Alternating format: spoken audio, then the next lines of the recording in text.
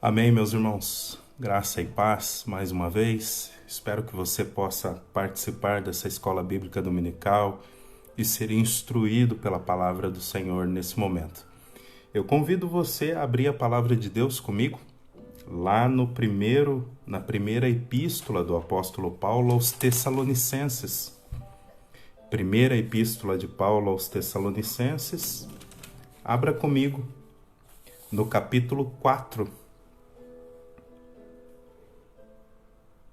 O propósito desta aula nessa manhã é tratar a respeito da nossa ressurreição e também a respeito um pouco da questão do arrebatamento e como isso, tanto ressurreição quanto arrebatamento, eram vistas já no Antigo Testamento, apontando para o futuro glorioso da igreja. 1 Tessalonicenses, no capítulo 4, nós vamos ficar com o finalzinho do capítulo 4, versículos 13 em diante, onde diz assim: Irmãos, não queremos que vocês ignorem a verdade a respeito dos que dormem, para que não fiquem tristes como os demais que não têm esperança, pois se cremos que Jesus morreu e ressuscitou, assim também Deus, mediante Jesus, trará na companhia dele os que dormem. E pela palavra do Senhor, ainda lhes declaramos o seguinte: nós, os vivos, os que ficamos até a vinda do Senhor, de modo nenhum precederemos os que dormem, porque o Senhor mesmo, dada a sua palavra de ordem, ouvida a voz do arcanjo e ressoada a trombeta de Deus, descerá dos céus. E os mortos em Cristo ressuscitarão primeiro. Depois nós, os vivos, os que ficarmos, seremos arrebatados juntamente com eles entre as nuvens, para o encontro com o Senhor nos ares, e assim estaremos para sempre com o Senhor.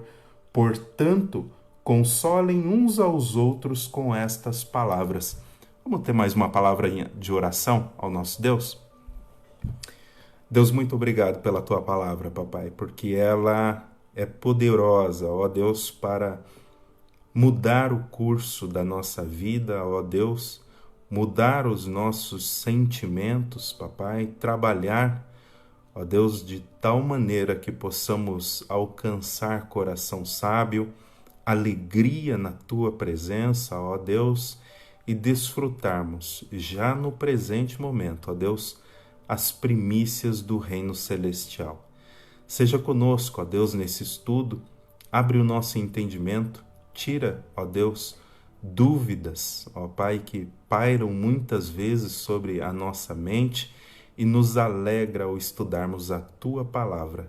É em nome de Jesus, papai, que nós oramos. Amém. Meus amados irmãos, não há quem não goste de estudar sobre escatologia, sobre a doutrina dos últimos dias. Nesse ponto específico da epístola do apóstolo Paulo, nós estamos tratando sobre aquilo que nós chamamos de escatologia pessoal, aquilo que vai acontecer conosco, comigo e com cada um de vocês nos últimos dias. Nós, por vezes, paramos e ficamos pensando sobre essas questões, sobre o arrebatamento, sobre a ressurreição, sobre a volta de nosso Senhor Jesus Cristo e como todos esses fatos vão se integrar no final e como eles vão acontecer no final. Não há um crente que não tenha parado por vários momentos na sua vida e que tenha pensado sobre essa questão. Como esses fatos vão se dar no final? O propósito dessa aula de hoje é trabalhar exatamente isso, sobre estes fatos. O interessante é que o apóstolo Paulo diz que trabalhar esses fatos, pensar sobre eles, falar, ensinar sobre esta questão do arrebatamento, da ressurreição do corpo, pode produzir consolo, conforto. né? Pode produzir em nós alegria. Se você olhar o finalzinho do capítulo 4, no versículo 18, ele afirma isso. Portanto, consolem uns aos outros com estas palavras. Esta palavra de ressurreição, palavra de arrebatamento, entender como os fatos vão se dar nos últimos dias, é poderoso o suficiente para produzir em nós alegria. Alegria. Esse é o propósito supremo da aula de hoje, é produzir alegria. Durante essa semana, eu tive um episódio de melancolia, de tristeza. Eu acho que o fato de ficar preso dentro de casa, em alguns momentos, para nós todos, não só para mim, para nós todos, é bastante complicado. E vez por outra, nós nos sentimos meio desanimados. É difícil progredir, estabelecer metas, não é muito fácil. Então, vez por outra, o desânimo acaba chegando, acaba se aproximando de nós, a melancolia, a tristeza. E então, nada melhor do que a palavra de Deus para nos revigorar, para nos dar ânimo novamente. Se você está aí desanimado, melancólico, triste, porque está ficando muito dentro de casa, eu convido você, pense sobre isso que o apóstolo Paulo está falando. Pense sobre essa questão do arrebatamento, da ressurreição do corpo. Leia a palavra. Leia muito da palavra de Deus e deixe ela inundar seu coração. Estude ela, pegue bons livros e estude. Para que nós possamos entender aquilo que o apóstolo Paulo está tratando aí na epístola aos Tessalonicenses, especificamente o capítulo 4, não é? Nós precisamos entender um pouquinho daquele pano de fundo, daquelas coisas que estão ao redor do centro deste capítulo. O apóstolo Paulo, ele escreve esta epístola aos Tessalonicenses, e aqui para nós está identificado como a primeira epístola. Mas na verdade essa já é a segunda epístola que ele escreveu para esta igreja. Quando ele escreve esta epístola, ele está em Corinto e ele havia pedido para Timóteo ir até Tessalônica, não é? E enviar para ele informações de como estava a igreja. Tessalônica era uma cidade, e é ainda, né? Nós podemos ver muito dela. O nome dela hoje mudou, é Salônica, né? Nós podemos ver ela ainda hoje. É uma cidade marítima, e nos dias do apóstolo Paulo era uma cidade bastante rica, bastante próspera. Para nós que somos aqui de Curitiba e de região, é uma cidade muito parecida com Paranaguá, né? Uma cidade marítima, né? Ela fica muito perto do mar. E por ser assim, então ela recebia, né? E ainda recebe visitas de muitos lugares marítimos. Chegavam-se lá por barcos, né? Muitas pessoas desembarcavam nessa cidade e ali então havia um comércio muito abundante. A riqueza desta cidade transitava por essa vertente marítima que a cidade tinha, né? Era uma cidade predominantemente de gregos, né? Então você, ao ouvir esta afirmação, uma cidade de aproximadamente 200 mil pessoas, era uma cidade grande no número de pessoas, né? E por ter, na sua grande maioria, gregos, haviam também muitas informações desconexas a respeito de ditados populares, verdades que as pessoas carregavam consigo e que chegavam na cidade e despejavam ali. Nós também sabemos, pelo pano de fundo de Atos, capítulo 17, que essa cidade, além de gregos, ela tinha também muitos judeus por ali. Tanto é verdade que o apóstolo Paulo pregava e ensinava nas sinagogas da cidade de Tessalônica, né? Ele também é expulso dessa cidade pelos judeus. A questão que se levanta ali para a expulsão do apóstolo Paulo naquele momento é que ele era um pregador de falsas doutrinas. Ele estaria interessado em dinheiro naquele momento. Então, ele é expulso dessa cidade, não é? Vai então para Corinto. Passado algum tempo, ele manda Timóteo ir até esta cidade e ver como está a igreja lá. Timóteo retorna para Paulo, então, com algumas informações, né, da igreja. A igreja, ela vai bem, ela tem se mantido apesar da perseguição e apesar de algumas outras preocupações levantadas ali pelos judeus, né? Mas a igreja, ela tem ido bem. Existem alguns problemas doutrinários que o apóstolo Paulo quer tratar na carta aos Tessalonicenses e também alguns problemas de ordem prática. Uma falsa doutrina ou uma doutrina errada na teologia do apóstolo Paulo vai gerar uma vida errada, uma prática de vida desconexa também com a vontade de Deus. Por isso, então, o apóstolo Paulo escreve esta primeira epístola, que já vimos é a segunda epístola, com este propósito: corrigir alguns erros doutrinários e também orientá-los na sua vida prática. Tanto é assim que os capítulos 1, 2, 3 e boa parte do capítulo 4 tratam de questões doutrinárias, tratam de boa ortodoxia, não é? Já o finalzinho do capítulo 4, capítulo 5, eles vão tratar de questões de ordem prática, né? A boa ortopraxia.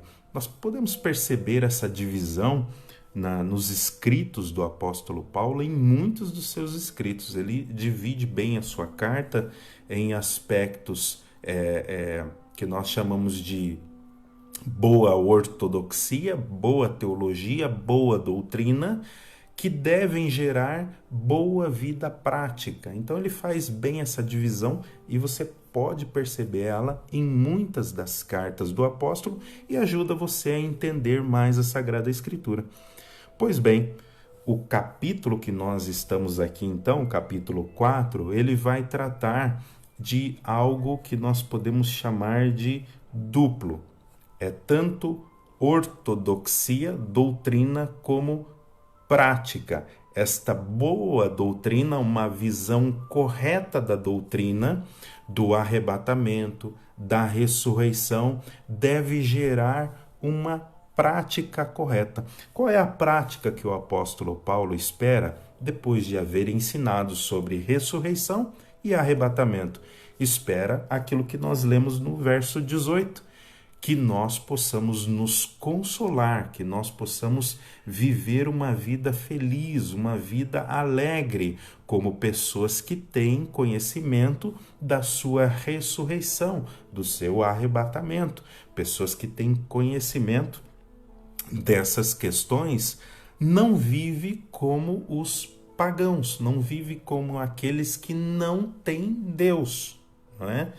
Há para nós algumas coisas que o apóstolo Paulo vai tratar aqui, que são coisas e questões excelentes demais para a gente ficar triste, para a gente ficar encabrunhado, que é o que está acontecendo aqui. É bem possível que em Tessalônica exista um grupo que nós chamamos de os saduceus. Os saduceus, Jesus debate com eles em muitas ocasiões no Novo Testamento, porque eles são um grupo entre os judeus, uma seita entre os judeus, que não criam na ressurreição do corpo. É bem possível que em Tessalônica tenha algumas pessoas deste grupo e que haviam então disseminado uma falsa doutrina entre aqueles que são da igreja de Tessalônica. Ao ter contato com esta não ressurreição do corpo, com este não arrebatamento, as pessoas então de Tessalônica, os crentes de Tessalônica, começaram a ficar como os pagãos, tristes, encabrunhados. Jesus luta com os saduceus em vários momentos da Sagrada Escritura. Por exemplo, nós temos Mateus 22, 23, Marcos 12, 18, temos também Lucas 20, 27, onde Jesus vai dialogar com os saduceus a respeito da ressurreição do corpo. São estes mesmos saduceus que trazem na discussão com Jesus aquela questão sobre o casamento nos céus. E aí Jesus diz a eles, olha, nos céus eles são como os anjos, eles não se casam nem se dão em casamento. São os saduceus que levantam essa questão com Jesus. É possível que na cidade de Tessalônica tenha alguns desses saduceus, um grupo forte, que estaria então trazendo este tipo de doutrina para a igreja e deixando então a igreja entristecida e fazendo entre si aquela pergunta: se não existe ressurreição, onde estão os mortos? O que vai acontecer com aqueles que morrem? Se não há ressurreição, e nós, como ficaremos? O apóstolo Paulo vai nos dizer que a doutrina da ressurreição do corpo ela é fundamental para a vida cristã. Por quê? Porque se Cristo Jesus não ressuscitou, é vã a nossa fé, é vã a nossa pregação, porquanto pregamos que Cristo ressuscitou, quando na verdade ele não ressurgiu. É por isso que a ressurreição também faz parte do nosso credo, do credo apostólico. Creio na ressurreição do corpo. Esta é uma verdade que ninguém deve duvidar. É isso que o apóstolo Paulo então está trabalhando como pano de fundo aqui para a igreja de Tessalônica. É bem possível também que os gregos, por serem maioria, houvessem difundido na cidade e também para pessoas da própria igreja algumas falsas afirmações a respeito da ressurreição. Além dos saduceus, os gregos também tinham dificuldades com essa questão da ressurreição do corpo. Pois bem, o apóstolo Paulo, no capítulo 4, vai instruir a igreja a respeito dessa questão da ressurreição e do arrebatamento, que é o que nós temos agora aqui. Quando nós pensamos então sobre a morte, eu gosto da frase do pastor Arival. Pastor Arival Dias Casimiro, ele diz assim: a morte ela é um encontro que ninguém poderá faltar. Ninguém poderá chegar atrasado no compromisso que tem com a morte, com a morte. Ninguém vai poder desmarcar, olha, não vou chegar atrasado. Ninguém vai poder fazer isso, é verdade. Ela é um encontro certo, é um encontro único. O pastor Erival também fala a respeito de um estudioso que coloca um marco no Ocidente como as pessoas vivendo como se não fossem morrer. Os do Ocidente, diz esse estudioso, são pessoas que vivem de tal maneira como se a morte para eles fosse opcional. A morte não é opcional para nenhum de nós. Como eu já disse, é um compromisso que ninguém poderá chegar atrasado, é um compromisso que ninguém poderá desmarcar, é um compromisso único. O livro de Hebreus, lá no capítulo 9, versículo 27, fala a respeito desta verdade. E a todos nós, diz o apóstolo aos Hebreus, está ordenado morrer uma única vez, vindo depois disso, imediatamente, o juízo de Deus. Então, este é um compromisso que ninguém poderá desmarcar. Os crentes em Tessalônica, então, sabendo que vão morrer e tendo entre si pessoas mortas, começam a pensar e a se debater com estas verdades a respeito da ressurreição e do arrebatamento. O apóstolo Paulo vai lhes ensinar algumas verdades que eu quero passar nesse momento para você. Eu quero que você imagine comigo, porque talvez à medida que eu vá expondo, você não consiga ver a imagem desse quadro. Mas inicialmente eu quero que você tenha esse quadro na sua mente. Eu quero que você imagine o mundo como estamos agora e que você pense em um grande brado, uma grande ordem que será dada nos céus, e uma ordem essa que nós vamos ouvir. E todas estas coisas vão acontecendo de uma forma concomitante, de uma forma quase que imediata, né? Pense então nos anjos se preparando. Então, o grande arcanjo Miguel, com as suas miríades de anjos, então, descendo dos céus, a esta ordem ouvida, ordem esta que é dada por nosso Senhor Jesus Cristo. Nosso Senhor Jesus Cristo, com as suas miríades de anjos descendo dos céus, mas não para a terra. É esta imagem que nós temos no capítulo 4 de Tessalonicenses.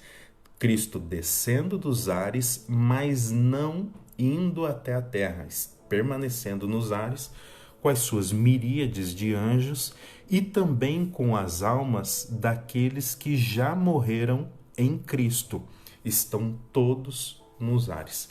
Neste momento, esta mesma ordem coloca em pé o corpo, apenas o corpo físico daqueles que já morreram em Cristo Jesus. Então, estes que já morreram em Cristo Jesus, pense nisso concomitante, né? Estes que já morreram em Cristo Jesus retornam à unidade do corpo que nós chamamos, né? A unidade do corpo é um corpo e uma alma, encontrando com Cristo nos ares, ainda não é no céu, mas nos ares, e acontecendo o arrebatamento daqueles que estão vivos neste momento concomitante. Nem os mortos precedem os vivos, e nem os vivos precedem os mortos neste arrebatamento, mas todos encontram-se com Cristo de uma forma única, de uma forma bastante presente e de uma forma igualitária, assim podemos dizer, né? Então pense nestes eventos, nesta imagem, neste momento. Os anjos também do Senhor agora partem para recolher o joio e para lançar aqueles que não creem no Senhor, então, para longe da sua presença. Aquilo que dá base para estas afirmações teológicas e para este quadro de Tessalonicenses no capítulo 4, também é uma revelação que o apóstolo Paulo recebeu e que está registrada na carta aos Coríntios, 1 aos Coríntios, no capítulo 15, ele começa a falar desta revelação no versículo de número 50 em diante. 1 Coríntios 15, 50, também dá o pano de fundo para esta ressurreição e para este arrebatamento, então, que vai acontecer. Dito isso, meus amados irmãos, dada esta imagem, toda esse movimento que está acontecendo, ele não é um movimento silencioso. Não existe qualquer coisa parecida como um arrebatamento silencioso. Ser arrebatado significa, a palavrinha ser arrebatado é ser arrastado, é ser tirado. Mas a melhor imagem que nós temos aqui é alguém sendo arrastado. No grego é ser arrastado, né? Um movimento para a presença do Senhor. Então, essa é a imagem que nós temos e essa é a imagem que vem sendo desenhada, então, para o apóstolo Paulo. Não há aqui um arrebatamento silencioso, um arrebatamento onde as pessoas não vão ver o que está acontecendo. Neste momento, todo olho verá isso que vai acontecer, vão ouvir estrondos, sonido das trombetas serão tocadas. Cristo Jesus chamará toda a atenção do universo, de toda a criação neste momento para si. Quando ele aparecer nos ares, então, com as suas miríades de anjos, com aqueles que já estão mortos em Cristo, em corpos ressuscitados, quando aqueles que forem arrebatados também em corpos agora glorificados encontrarem-se com Cristo Jesus nos ares, Cristo Jesus chamará a atenção de toda a criação para si. Neste momento, todos olharão para ele e verão a glória do Senhor resplandecendo. Então, esta é a imagem que eu quero passar para você à medida que nós vamos discorrendo essa exposição. Então, primeira coisa, então, que o apóstolo Paulo espera, e eu já disse isso a você e quero que você pense sobre isso nesse dia, é não fiquem tristes por causa dos mortos, não fiquem tristes por causa daqueles que morrem. Ele vai dizer isso, por exemplo, logo no começo do versículo 13, né? Irmãos, não queremos que vocês ignorem a verdade a respeito dos que dormem, para que vocês não fiquem tristes como os demais, que não têm esperança. Quem são esses demais que não têm esperança? São os descrentes. À medida que nós levamos uma vida então sem esperança e uma vida sem alegria, existem muitas coisas que podem roubar a nossa esperança e a nossa alegria, é verdade.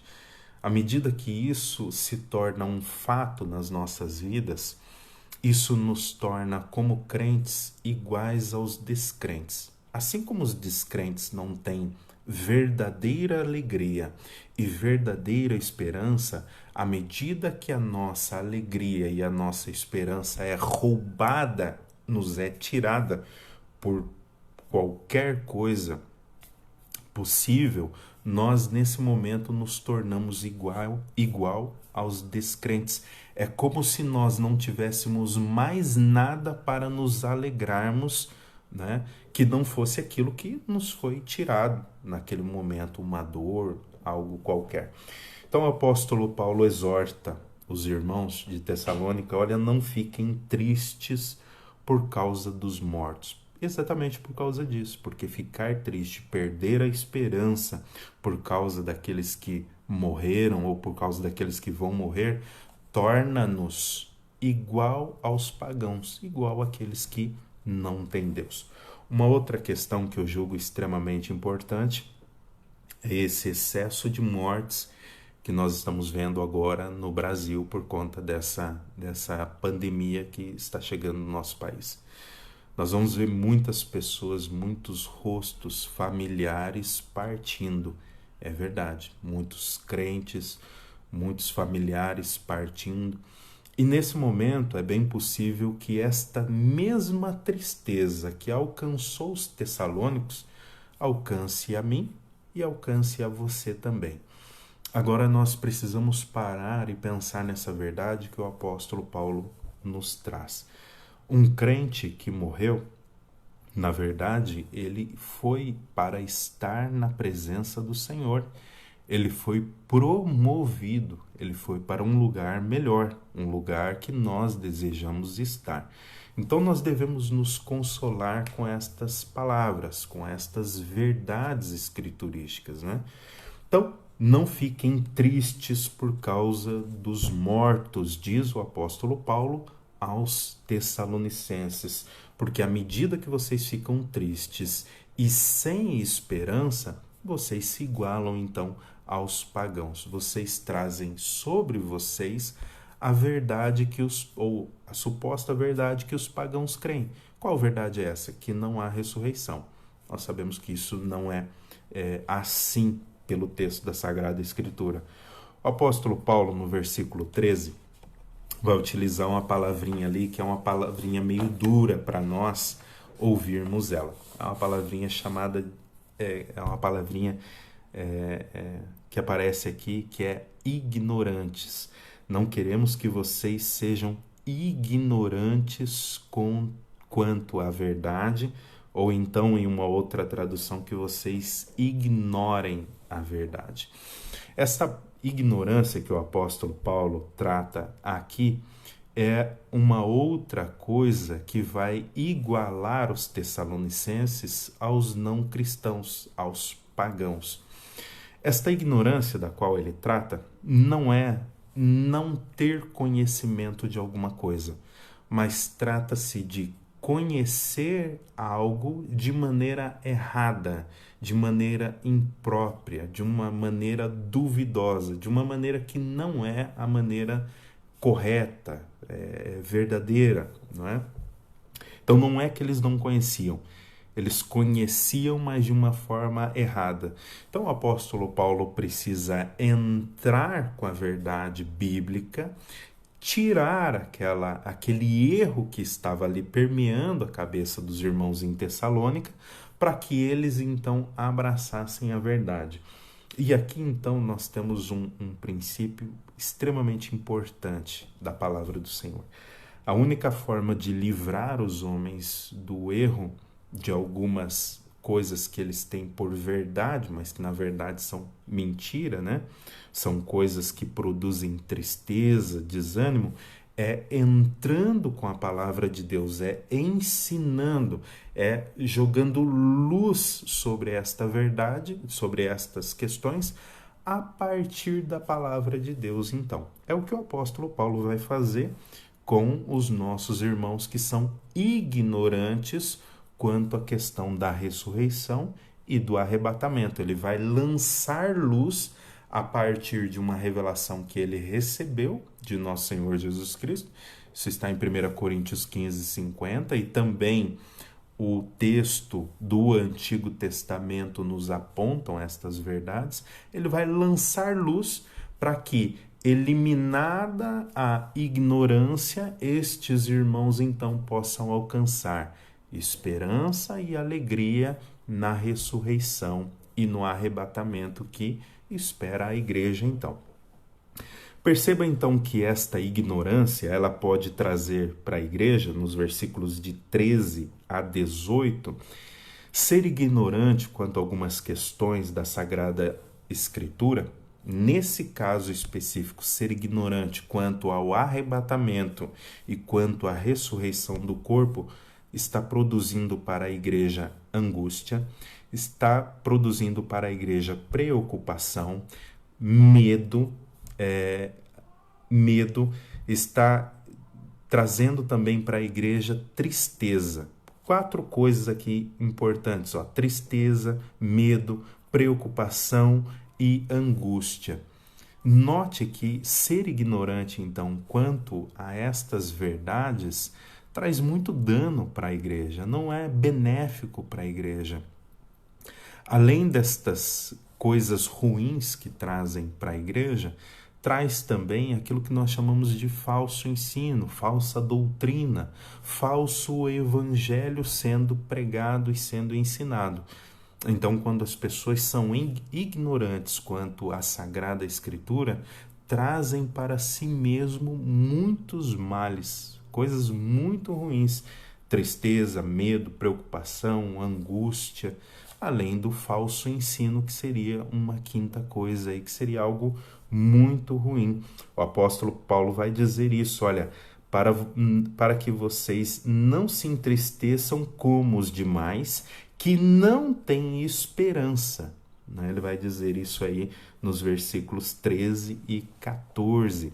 Se vocês continuarem ignorantes, vocês também serão iguais aos pagãos, iguais àqueles que não têm a Cristo. Vocês não conhecem a verdade, assim como aqueles não conhecem a verdade. Então não se entristeçam por causa daqueles que já morreram, ou por causa daqueles que estão doentes e vão morrer. Não se entristeçam, diz o apóstolo Paulo. Por quê? Porque espera por eles a ressurreição. A alma deles estará com o Senhor e o seu corpo agora espera a ressurreição. Eles foram promovidos. Então, o apóstolo Paulo, nessa primeira parte, já nos ensina, olha, mantenham a esperança, mantenham a alegria. Em terceiro lugar, não sejam ignorantes quanto a esta questão da morte, quanto a esta questão da ressurreição e essa questão do arrebatamento. Uma segunda coisa que o apóstolo Paulo vai começar a nos dizer, então, é a respeito deste movimento que vai acontecer então de ressurreição dos mortos, não é? E arrebatamento então daqueles que já estão vivos. Ele passa a fazer isso a partir do versículo 14 do capítulo 4 de 1 Tessalonicenses. Deus ressuscitará os crentes que já morreram. Versículo 14, olha aí comigo. Deus vai ressuscitar aqueles que já morreram.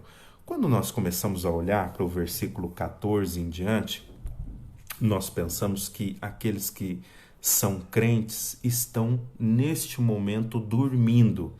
Na verdade, não é exatamente este o movimento que está acontecendo. Quando um crente morre, a sua alma vai imediatamente para a presença de Deus, naquele estado em que nós chamamos de o seio de Abraão. Você já viu Jesus falando sobre este seio de Abraão, tanto nos evangelhos, em Lucas, por exemplo, quanto você viu também em Apocalipse, as almas dos mártires vivas, conscientes e clamando a Deus. Até quando o Senhor não nos fará justiça a respeito do sangue das mãos daqueles homens ímpios? Então nós percebemos dentro da Sagrada Escritura este movimento que mostra que as almas, elas não estão inconscientes. As almas dos crentes, elas estão vivas, elas estão operantes e elas já estão na presença do Senhor.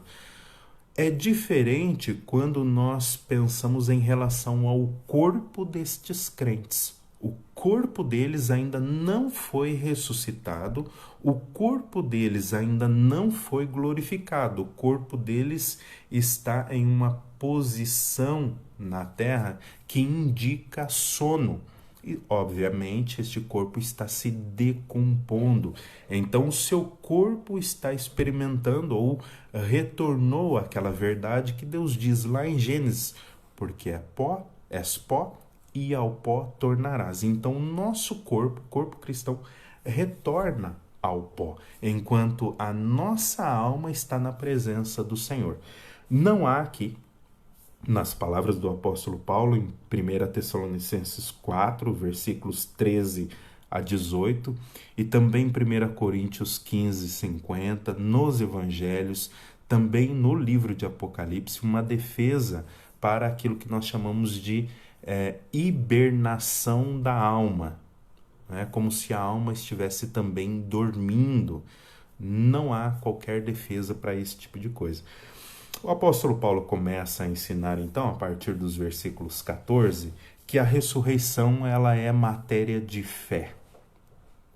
Se nós cremos na ressurreição de Cristo, também devemos crer igualmente na nossa ressurreição. As duas coisas aqui aparecem ligadas uma à outra. No devocional dessa manhã, eu disse que Deus nos dá testemunho da ressurreição de Cristo a partir da nossa ressurreição espiritual. A partir do momento que nós conseguimos olhar para nós mesmos e vermos que nós temos uma nova vida em Cristo, este é um testemunho da ressurreição de Cristo. Agora, o apóstolo Paulo iguala a ressurreição de Cristo à nossa ressurreição. Isso é matéria de fé. Não basta eu crer que Cristo ressuscitou dentre os mortos. É necessário também crer que eu, assim como Cristo, vou também ressuscitar do mundo dos mortos. Esta é uma fé completa, esta é uma fé verdadeira.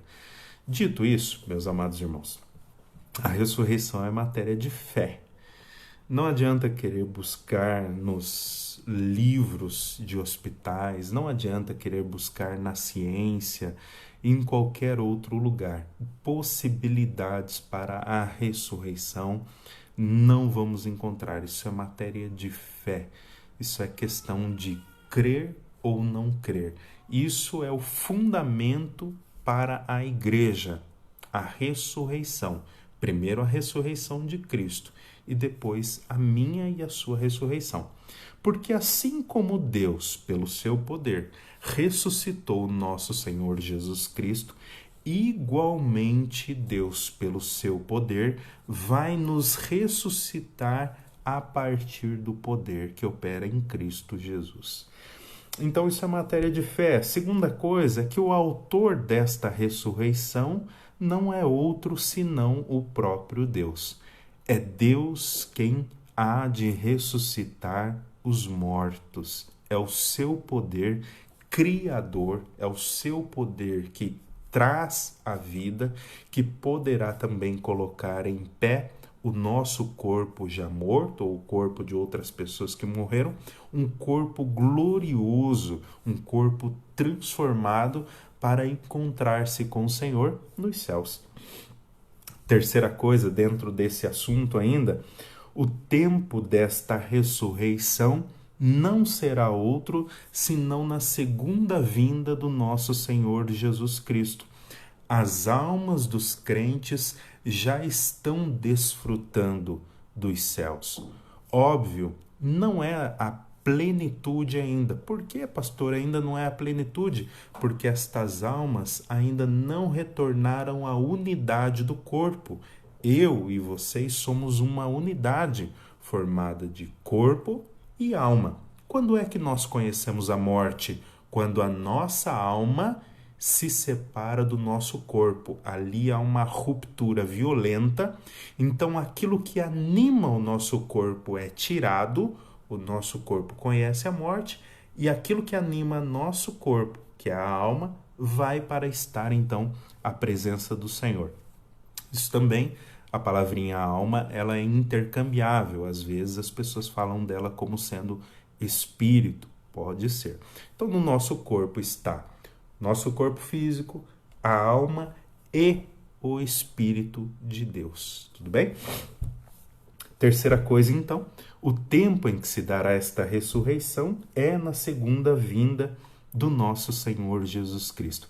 É nesse momento que aqueles que estão mortos, aqueles corpos que já não existe mais nem o pó, na verdade, serão colocados em pé novamente. Cristo vai reunir todos os átomos, toda a musculatura, vai colocar em pé de novo um corpo glorioso, um corpo assim como eu tenho e assim como você tem, mas agora é um corpo glorioso, um corpo que pode ser reconhecido por pessoas que eram nossos familiares, nossos parentes.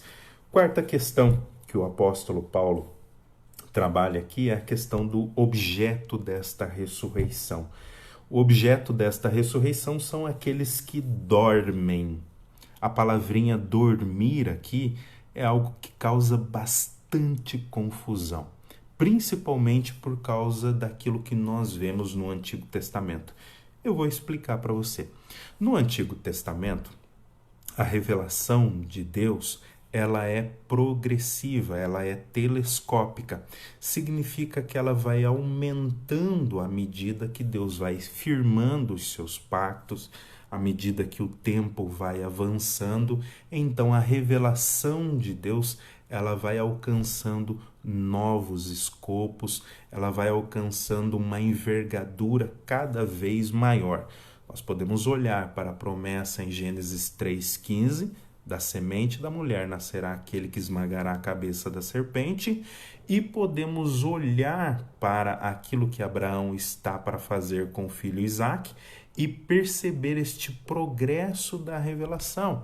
Podemos olhar, por exemplo, para como Noé lida com a sua igreja, agora que é a sua família, colocando ela dentro de um grande barco, dentro da arca, junto com os animais, protegendo e saindo vivo, então, daquele momento. Podemos olhar para diversos desenvolvimentos do Antigo Testamento e perceber, então, que a revelação de Deus, de muitas formas, quer sobre a salvação, quer sobre a ressurreição, ela está numa crescente, ela está se desenvolvendo no Antigo Testamento. Dito isso, nós podemos perceber no Antigo Testamento muitas ressurreições. Podemos perceber também no Antigo Testamento arrebatamento.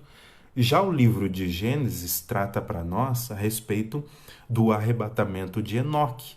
Enoque andou com Deus e Deus o tirou, o tomou, o arrastou para si.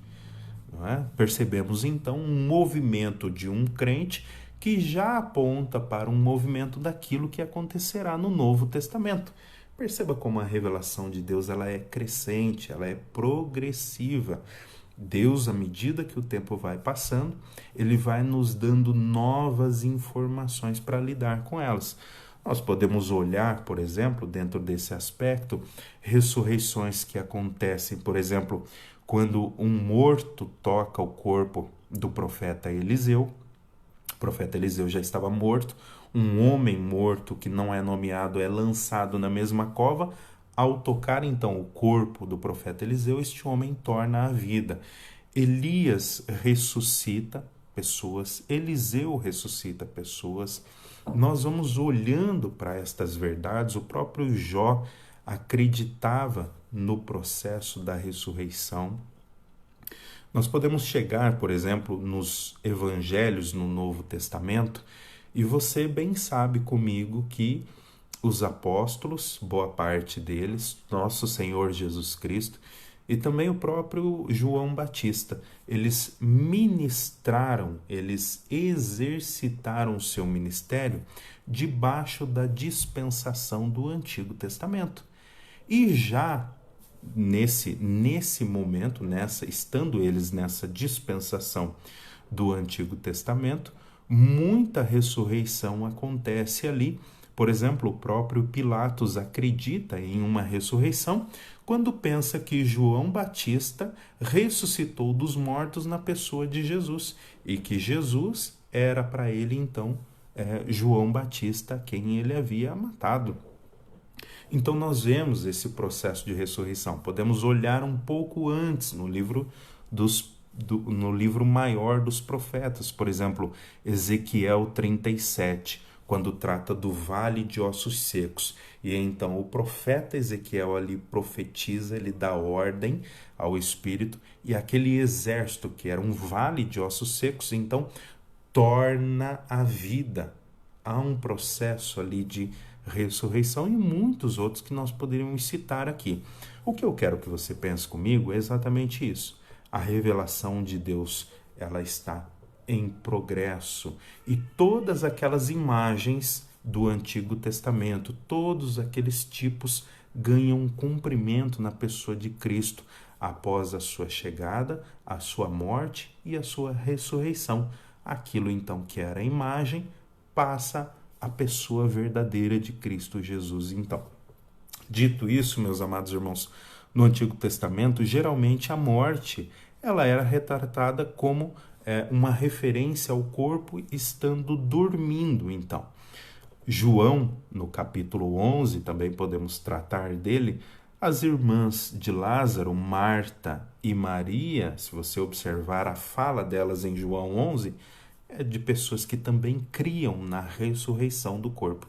Tanto Marta quanto Maria vão dizer, sim, eu creio que ele, se tratando de Lázaro, tornará a vida na ressurreição. Marta e Maria, que naquele momento estavam debaixo da dispensação do Antigo Testamento, já eram pessoas que criam, não é, na ressurreição do corpo.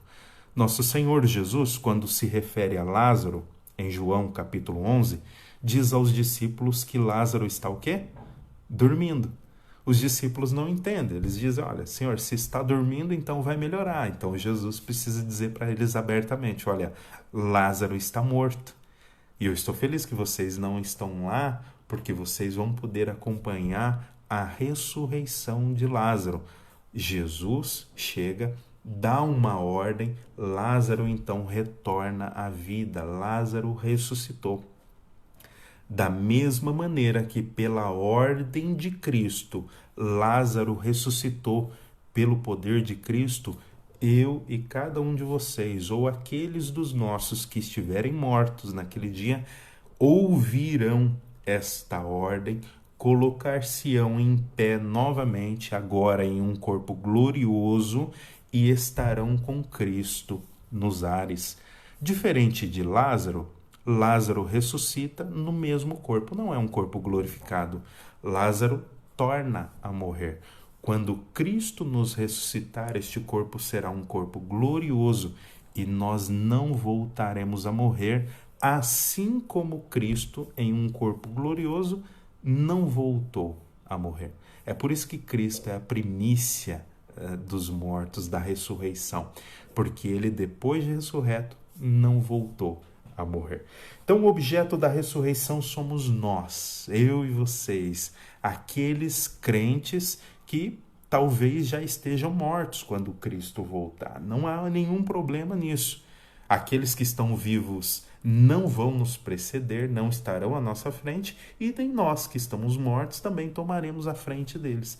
Vamos todos nos encontrar com Cristo nos ares, não é nos céus ainda, é nos ares. A terceira verdade que o apóstolo Paulo nos mostra aqui é que aqueles que estão vivos agora, falamos sobre os mortos, agora vamos falar sobre aqueles que estão vivos. Eles serão transformados. Enquanto os mortos ressuscitarão em um corpo glorificado, um corpo glorioso como o de Cristo, aqueles que estão vivos serão então transformados. Eles serão arrastados para a presença do Senhor nos ares, não é nos céus ainda, nos ares, e neste momento, no encontro com Cristo, já receberão um corpo glorificado. Paulo então continua sua instrução, e o foco dele aqui são os crentes que estão vivos em Tessalônica, né? Ele não está falando que haverá duas ressurreições de crentes, não é isso. Quem ressuscita são aqueles que estão mortos, e aqueles que estão vivos são arrastados, são arrebatados, como foi Enoque, para a presença de Cristo nos céus. Então, isso vai se dar na segunda vinda de Cristo Jesus, com o alarido, toque das trombetas e Cristo voltando. Todas essas coisas eu estou expondo aqui para você, mas você precisa pensar nelas de uma forma concomitante. Isso não está acontecendo primeiro, são alguma coisa concomitante, que acontece de uma vez, né, só. Tá bom? Algumas lições aqui que nós precisamos aprender, então, a respeito daqueles que estão vivos e que serão transformados. Primeiro, tem dois grupos de crentes na vinda do Senhor: aqueles que estão mortos e aqueles que estão vivos. Os que estão mortos ressuscitam, os que estão vivos são arrebatados, são arrastados para a presença do Senhor. Segunda coisa, nós temos duas situações, então. Os que já morreram são ressuscitados primeiro, né? E os que estiverem vivos terão o corpo transformado naquele exato momento. Enquanto um é ressuscitado, o outro concomitantemente tem o corpo transformado e ambos vão à presença do Senhor. É este o movimento que nós temos aqui. Nós temos aqui também uma certeza: os crentes que estiverem vivos jamais precederão os que dormem, e os que dormem, né, não precederão também os que estão vivos. É um movimento concomitante de toda a noiva chegando no mesmo momento à presença do Senhor. Não faz sentido a noiva chegar em partes para o noivo, não tem sentido nenhum isso, não é? Essa é a grande defesa nossa aqui, da nossa tese.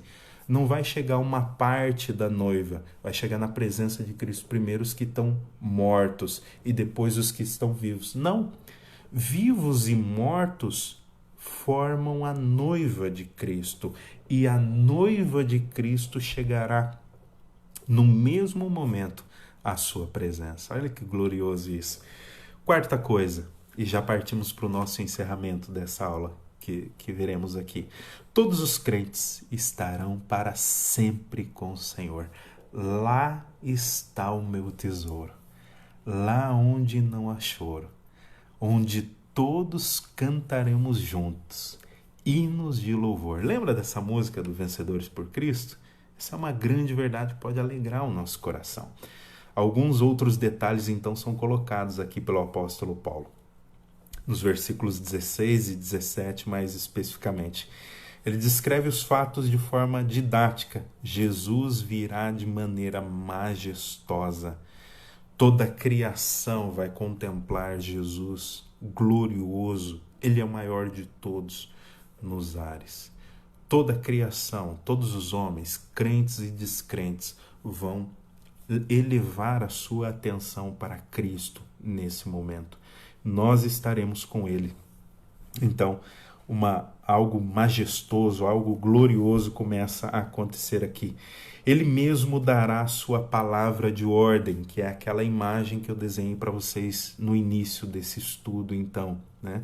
Cristo voltando com os anjos, com as almas dos santos que já morreram, corpos sendo ressuscitados, transformados, voltando à unidade do corpo daqueles que já estão com Cristo, aqueles que estão vivos sendo arrastados, arrebatados à presença do Senhor e todos chegando juntos a uma só unidade na presença de Cristo. Então, Cristo dará esta ordem majestosa, né? Com a voz do arcanjo e também o sonido da trombeta. Os crentes sobreviventes serão transformados num piscar de olhos. Todas estas coisas vão acontecer. Também o livro de 1 Coríntios, capítulo 15, versículos 50, trata dessa transformação daqueles que estão vivos. Em um abrir e fechar de olhos, corpos transformados e a presença do Senhor, né, de maneira concomitante, junto com aqueles que já morreram. Isso é fantástico demais para nós. Jesus descerá do céu de forma visível. Será visível, todo olho verá Cristo Jesus, toda a criação verá. Apocalipse 1:7 também reafirma esta verdade. Será de uma maneira audível, todos vão ver, todos vão ouvir. Tessalonicenses 4:16 e 17 fala sobre o toque da trombeta, uma grande ordem, não é? É um estado de coisas onde não será silencioso, não. Será um barulho estrondoso na volta do nosso Senhor. Os que morrem em Cristo, ou então os crentes, ressuscitam primeiro. A ideia é que os que morreram não terão desvantagem em relação aos crentes que estão vivos. E nem os crentes que estão vivos terão qualquer desvantagem em relação aos que já morreram. Lembre-se, a noiva é uma e ela chega pronta à presença de Cristo nos ares. Crentes ressuscitados e vivos serão transformados e se encontrarão com o Senhor nos ares e estarão com o Senhor para todo sempre. Cristo Jesus fala disso em João capítulo 14, nos primeiros 3 versículos. Ele, orando a Deus, diz que ele quer que onde ele estiver, ali esteja também aqueles que o Pai deu a ele.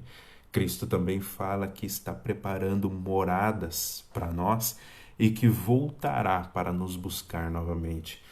Todos estes crentes, meus amados irmãos, se encontrarão com o Senhor, estarão para sempre com Ele. Paulo conclui então essa instrução dizendo, versículo 18, consolem-se uns aos outros com estas verdades. De alguma forma, o apóstolo Paulo entendia que estas verdades a respeito da ressurreição do corpo transformado, do arrebatamento, o som da voz do Senhor, estar na presença do Senhor, ver o Senhor e as suas miríades de anjos, ver também a noiva de Cristo completa com Cristo, ver os nossos irmãos que ressuscitaram e que estão em um corpo glorificado, ele entende que isso de alguma forma pode alegrar o meu e o seu coração. Eu entendo isso também. Estas são coisas grandiosas que Deus nos deu e que ninguém pode tomá-las. Que Deus possa confortar o seu coração a partir destas verdades, da ressurreição do corpo, do arrebatamento, da segunda vinda de Cristo para nos buscar e essa certeza de que nós estaremos para sempre com Cristo. Ele é o nosso céu, Ele é tudo que nós temos. Que Deus te abençoe, amado irmão e amada irmã, e te dê um ótimo dia de Páscoa na presença do Senhor. Vamos ter mais uma oração? Vamos orar, falar com Deus? Deus de amor, de graça e de infinita misericórdia, muito obrigado, ó Papai, pela Tua palavra. Muito obrigado, Deus, pela certeza da salvação que nós temos em Cristo, também a certeza da ressurreição de Cristo e a certeza da nossa própria ressurreição, papai.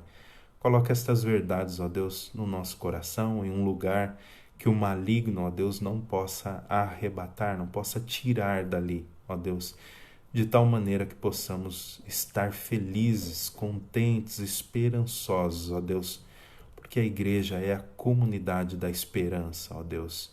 Ajuda-nos a termos estas verdades sempre diante dos nossos olhos, para que o teu nome seja sempre glorificado, também através do nosso estado de espírito. É em nome de Cristo Jesus que nós te agradecemos e louvamos o teu nome pelo teu grande poder e pelo teu grande amor com que tu tens nos amado. Amém. Amém, amados. Que Deus nos abençoe.